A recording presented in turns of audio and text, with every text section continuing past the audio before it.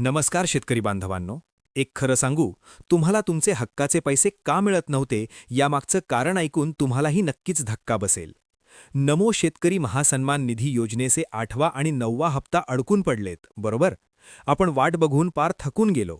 पण सरकारकडे पैसे नाहीत म्हणून हे हप्ते थांबले होते असं तुम्हाला वाटतंय का? अजिबात नाही. यामागे एक असं सत्य लपलेलं होतं जे आजवर आपल्याला कोणी सांगितलंच नाही. आज मी तोच पडदा उघडणार आहे. पीएम किसान योजनेचा 22वा हप्ता तर वितरित होतोय, पण राज्याच्या नमो शेतकरी योजनेचं नेमकं काय झालं हा प्रश्न तुम्हालाही रात्रंदिवस पडलाय ना? अडचण पैशांची नव्हतीच मुळी, अडचण होती एका तांत्रिक चुकीची, एका साध्या कागदी घोळाची. नोव्हेंबर महिन्यापासून हा हप्ता नेमका का रखडलाय माहितीये? कारण वेगवेगळ्या प्रवर्गासाठी म्हणजे अनुसूचित जाती आणि जमातीसाठी निधी वाटपाची स्वतंत्र व्यवस्थाच आपल्याकडे नव्हती. आत्तापर्यंत सलग 7 हप्ते एकाच सर्वसाधारण खात्यातून म्हणजे एकाच लेखाशीर्षामधून वाटले गेले. पण अचानक या तांत्रिक त्रुटीमुळे सगळ्यांचेच पैसे अडकले. इथे थोडं थांबा, खरी गंमत तर पुढेच आहे. विचार करा, ऐन हंगामाच्या वेळी जेव्हा आपल्याला पैशांची सर्वात जास्त गरज असते तेव्हा हाती काहीच नसतं.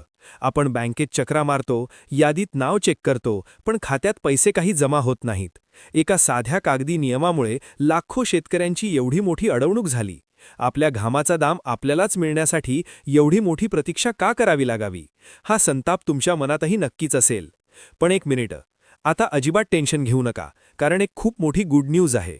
होय, अखेर या सगळ्या अंधारातून एक मोठा मार्ग मोकळा झालाय. 2026च्या बजेटमध्ये यावर कायमस्वरूपी तोडगा काढण्यात आला असून शासनाने अनुसूचित जातीसाठी 696 कोटी आणि अनुसूचित जमातीसाठी 575 कोटी रुपयांची स्वतंत्र तरतूद केली आहे. आणि सर्वात महत्त्वाची गोष्ट म्हणजे अगदी कालच 9 मार्च 2026 रोजी या दोन्ही प्रवर्गांसाठी स्वतंत्र लेखाशीर्ष तयार करायला अधिकृत मंजुरी मिळाली आहे. सोप्या भाषेत सांगायचं तर प्रत्येक योजनेचा पैसा वाटण्यासाठी जे अकाउंट लागतं ते आता स्वतंत्रपणे बनलंय आणि पैशांच्या वाटपाचा जो मुख्य अडसर होता तो आता मुळासकट दूर झालाय. आता तुमच्या मनात एक प्रश्न नक्कीच आला असेल, मग आमचे पैसे खात्यात कधी जमा होणार? मित्रांनो, आता फक्त एका शासनादेशाची म्हणजे GRची वाट आहे. लवकरच या नवीन लेखाशीर्षाच्या माध्यमातून निधी वितरित केला जाईल. आता चर्चा अशी आहे की 13 मार्चला पीएम किसानच्या हप्त्यासोबतच हाही हप्ता आपल्या खात्यात धडकू शकतो. आता कृषी विभाग हे ठरवेल की 8वा आणि 9वा हप्ता एकत्र मिळणार की वेगवेगळा. पण इथून पुढे एक गोष्ट कायम लक्षात ठेवा, कोणत्याही सरकारी योजनेत जेव्हा अडथळा येतो तेव्हा तो नेहमी पैशांचा नसतो तर तो व्यवस्थेचा असतो. आणि आता हीच व्यवस्था आपल्या फायद्यासाठी सुधारली गेली आहे.